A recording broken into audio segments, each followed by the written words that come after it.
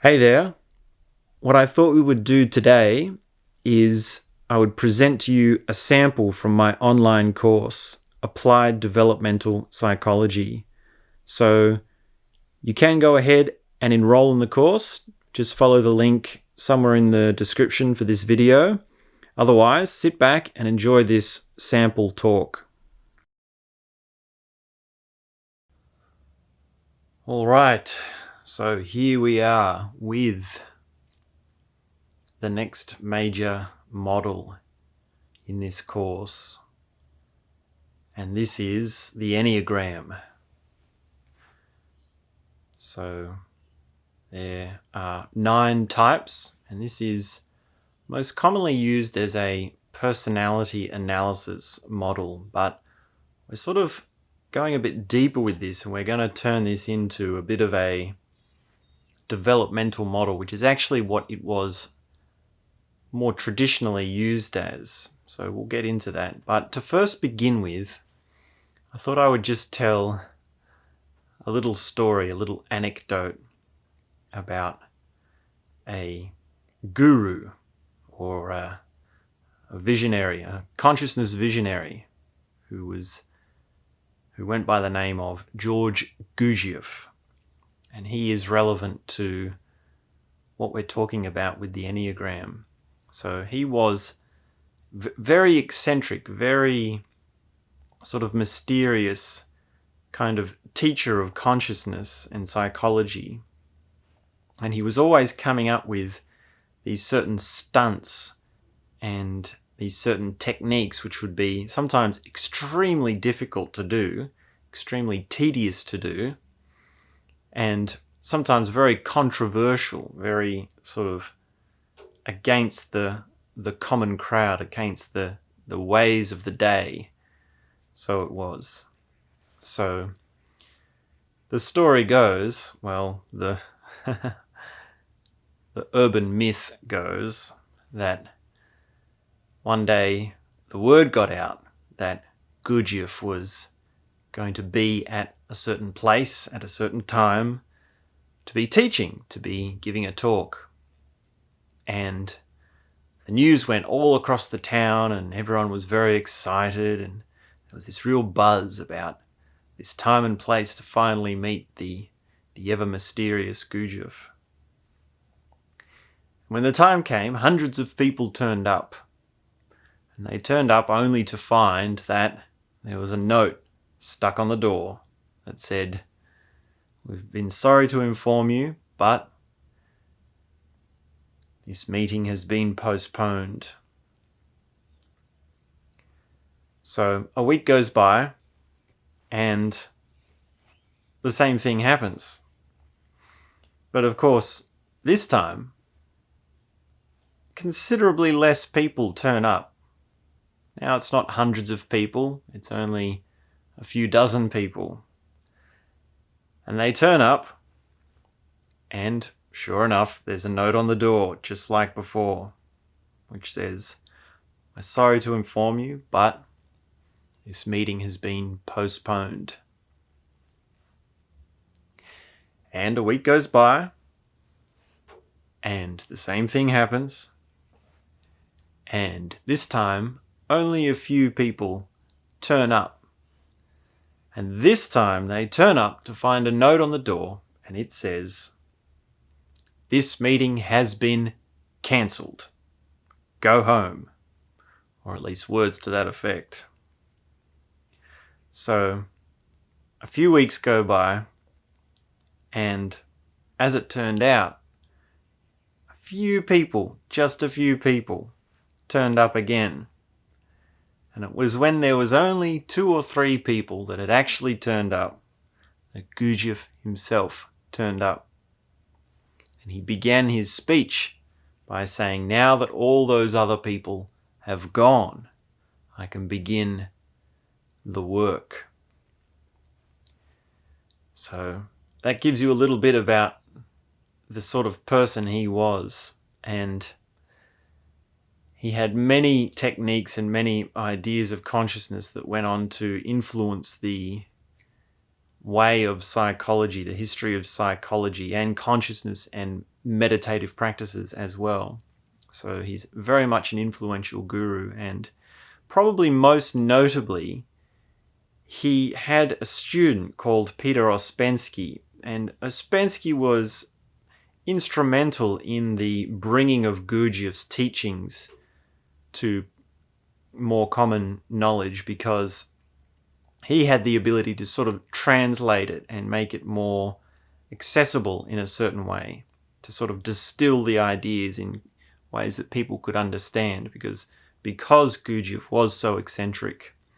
So Ospensky sort of took this idea from Gurdjieff, which was that we have centers, and this applies to the Enneagram.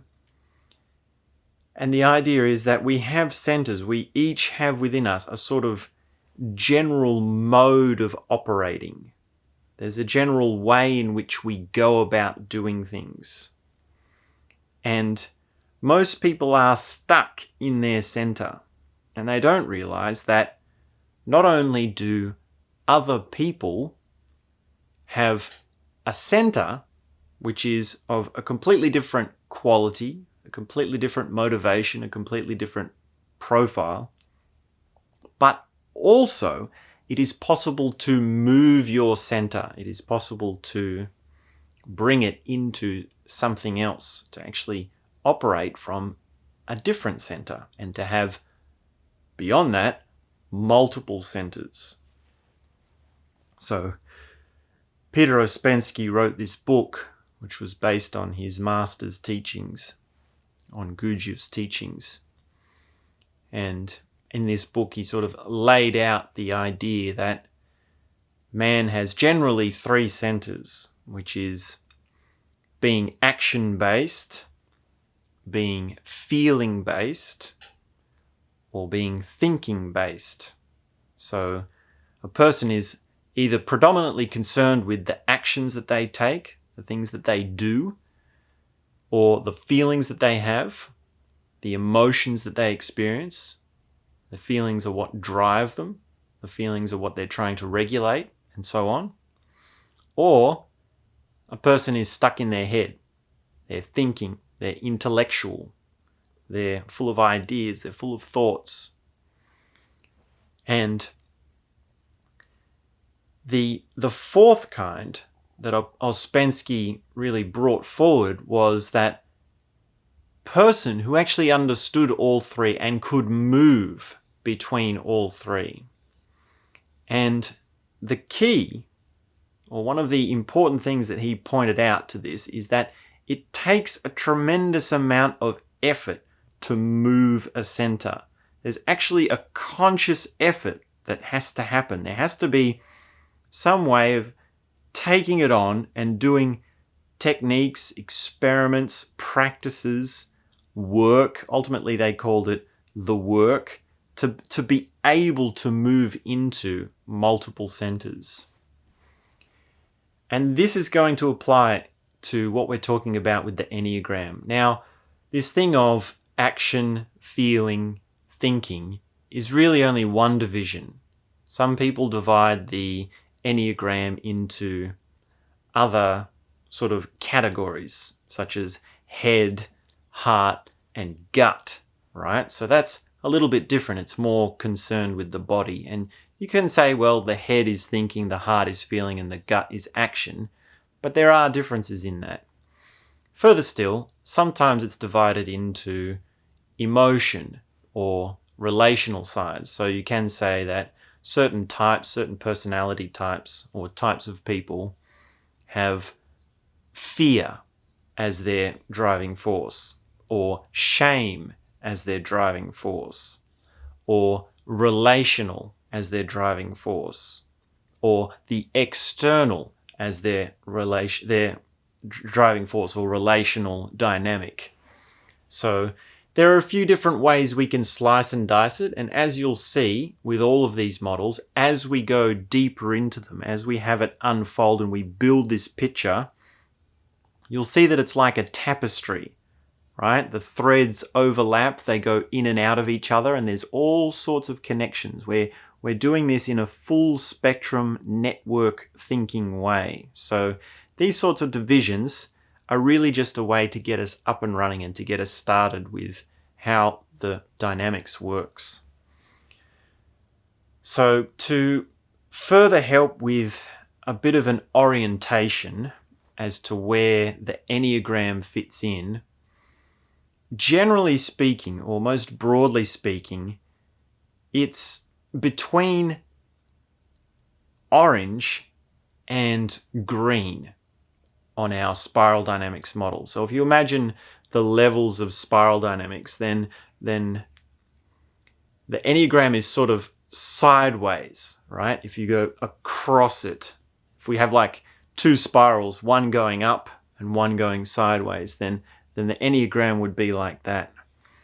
Now, of course, that's really just a way to orientate ourselves, to see where we're at, and it's generally speaking how identity and ego development aligns with spiral dynamics.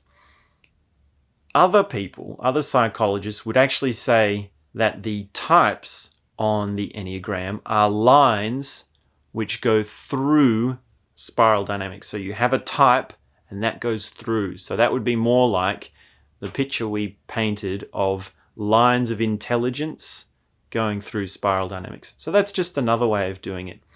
Now, we can make quite a lot of fun of comparing different models and seeing how does the Enneagram tie in with spiral dynamics. That's fun. That's good. We can do that. But that's a kind of tapestry we want to really save for later on. We want to sort of put behind spiral dynamics, just sort of put that on the backbench for a while and just turn our attention to the Enneagram and just focus on the Enneagram for this section, for this next little bit. So it is very tempting to sort of say, well, let's make some comparisons and let's sort of make this into this beautiful tapestry. And we will get to that when the time is right. But generally speaking, as we move forward, we want to spend some time just focusing on the Enneagram. Hey, I hope you're enjoying this talk. I'd just like to remind you that this is a sample that comes from my online course, Applied Developmental Psychology. So if you want to go deeper, if you'd like to find out more, you can go ahead and enroll in the course. Thanks very much, and let's get back to the talk. Now, generally speaking, there are four main reactions to the Enneagram, or there's sort of four broad textbook responses to the Enneagram. Now, the first one is, you don't know me, psychology is fake, and it's completely wrong. Now, of course, I hope you're beyond that stage. If you're listening to this, you most likely are beyond that stage. But because the Enneagram has such a great way of explaining things, and because there is so much in us that we deny of ourselves and we don't really want to take on, and we really actually spend quite a lot of effort keeping out of our awareness, then when something comes in and shows us to it, there's a response, there's a knee-jerk reaction, there's a sort of repulsion. So there is always, and I mean even more generally speaking, there is an attitude of psychology can't tell me the answers. Psychology doesn't know me. You don't really know me. Sometimes people can take it as a kind of threat on their individuality or on their sort of sacredness or on their sort of the thing that's uniquely theirs, right? And in fact, the Enneagram even accounts for that response. So that's one general thing, but I hope we're beyond that. I hope we're mature enough at this stage to be open to it. Now, another response, the second textbook response, is that the Enneagram explains something and it becomes very clear. It becomes like, now it makes sense. Now it is understandable to me. And that's a very common response because the Enneagram does explain a lot. It's very much nested in clear dynamics between personality types, relational types, and just types of people in general. So you can have this sort of spark of self-knowledge. Now, this is a kind of spoon feeding of self-knowledge. It's a kind of baby step towards self-knowledge because psychology brings us into a better understanding of ourselves in the same way that a baby is spoon-fed food from their mother. You do need to learn to pick up the spoon and feed yourself. You do need to learn to have your own self-knowledge, to have that spark of recognizing when something is explained to you and it resonates, and you think, yes, that makes sense. And also when something just comes along and you explain something to yourself, right? That's sort of a key skill to have when coming into self-knowledge and learning. People can tell you something about yourselves. Someone can explain something about you, and it can either resonate or not, and you need to understand that difference. And you can explain something to yourself, right? You can think about yourself, and it can either resonate or not resonate. So that's a very useful dynamic to understand with the Enneagram, and that will run all the way throughout it. Now, the third major response to the Enneagram is that people get precious over it. People make an identity out of it. They become sort of cute and cozy with their type. When you discover this self-knowledge and when you see, yes, I'm a type 5, or yes, I'm a type 7, or whatever it is, whichever type it is, then there's this general response to start saying, okay, well, now I have something to operate under. Now I have something to work with how I relate to people. Now I have something to make out of the relationships that I've got, and so on. And this is a kind of stagnation. This actually is not the way in which the Enneagram is really meant to be used. It's not used as analysis. Of course, there is an analytical component to it, which is important, but it's used primarily for transformation. It's used for transcendence. So if you hear someone saying, okay, well, I'm a type this, I'm a type that, then be cautious that they're not getting too cute about identifying with a certain type. You'll actually find that to varying degrees, all types are within you. Fundamentally, absolutely fundamentally, you are both all of the types. You are every single type. And also none of them. You are something beyond all of them. And that understanding, that dynamic of reconciling being every single type and also being none of them is really the key to the propulsion through it. It's really the developmental aspect. It's really the thing that's going to bring us from not understanding to going beyond the psychology. So that really brings me to the fourth response to spiral dynamics, the fourth major, sorry, not spiral dynamics, the Enneagram. The fourth major response, and this is sort of the attitude we want to be taking, understanding the other responses, is that, okay, I've got a type, but I need to do something about it. It's almost like it's a problem that I've got a type. Now, that's not to demonize what you are. That's not to say that you should be pushing something down and rejecting something within yourself, because we'll get to that. We'll get to understanding repression and all of those things. But it's a problem in that you need to change. You need to develop. You need to actually do something about this and move on to another part of the Enneagram, the levels. So there's a few different attitudes that can help bring that along and move that along, and we'll be discussing those as we go along. They'll be changing here and there. But generally speaking, you want to be saying, okay, I've got a type. How do I move out of that into another one? So a good way to say that, or a good sort of general attitude, is not which type am I? That's sort of the beginner's attitude. The more advanced attitude is, how can I adopt the qualities and the modes of being from every single type? And really, if you were to go deep on this, it would be like spending time on each type. How do I be a perfectionist? And spend a couple of weeks on it. You could spend a month on it. Okay, this month I'm going to be a perfectionist. Or this month I'm going to be the challenger. What does it mean to be a challenger?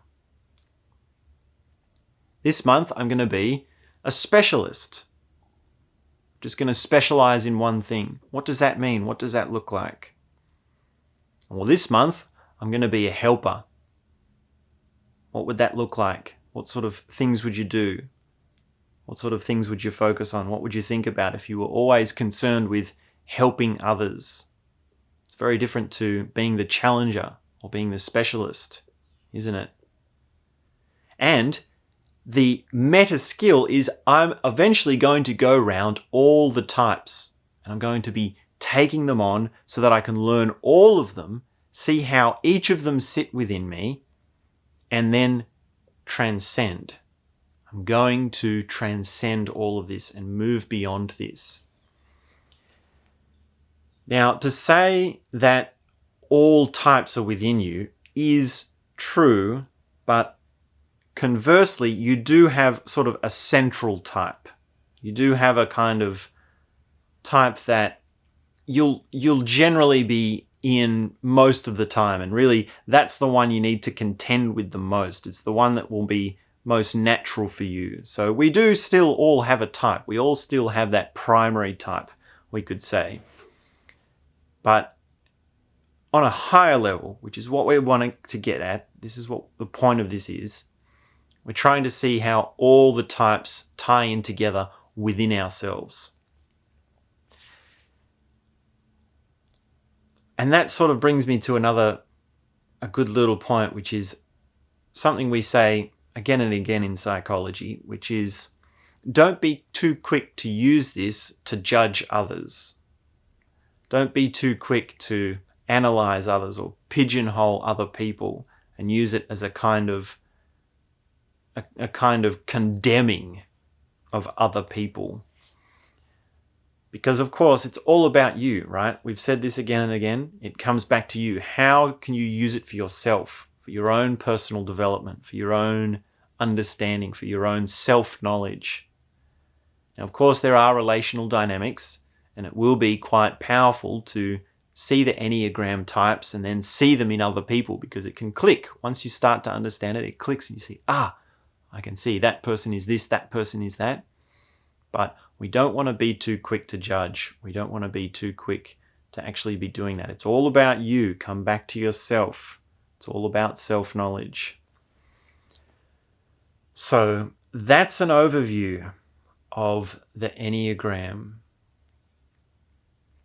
And originally these types came from the 7 deadly sins. And there is a famous philosophical work of Odysseus, who has that story where he goes and he encounters the different beings or the entities, and they teach him about the 7 deadly sins, and then later on 2 more were added on to make it 9. But now what we have is this very elaborate sort of developed thing in popular psychology. So you can go and do a test and answer certain leading questions which will sort of tell you what type you are and explain certain things to you. But remember, any test that you do is really only going to satisfy like some cute, cheap self-knowledge. It's just going to give you a little spark. It's not actually going to bring you into the real transformative process. And that's what we're concerned with. So you can do a test or you cannot do a test, but understand it's at a certain point with a certain amount of self-knowledge. When you do a test, you get the results back and it will tell you what you are. And you say, well, okay, I know that about myself, right? You asked me about my extroversion and this was the answer. So how is that a surprise, right? Because I knew that. And it can be with extroversion or masculinity, femininity, relating or emotions or what center you are, head thinking center, action center, or all the rest of it. So you can do that, but really we're just here to understand it and to get into the propulsion, right? I really like this word, to be propelled through something, because then you can go through it and beyond. So that will serve, I think, as a orientation for how we're going to go through the Enneagram. So keep those things in mind. We will come back to these points again and again as we weave the tapestry, and we will also bounce around the different types, you'll see. So that'll be enough. When you're ready, jump on into the first type, which is the perfectionist. Thanks for checking out this talk. I'll just remind you once again that this comes from my online course, Applied Developmental Psychology. So if you want to go deeper, if you really want to get into the depths of the mechanics and the understandings and really open yourself up to these truly amazing ideas and concepts, go on ahead and enroll in the course. There will be a link somewhere in this video or this talk where you can find out more and you can actually enroll. So thanks very much. Have a beautiful day, and I look forward to seeing you in the course.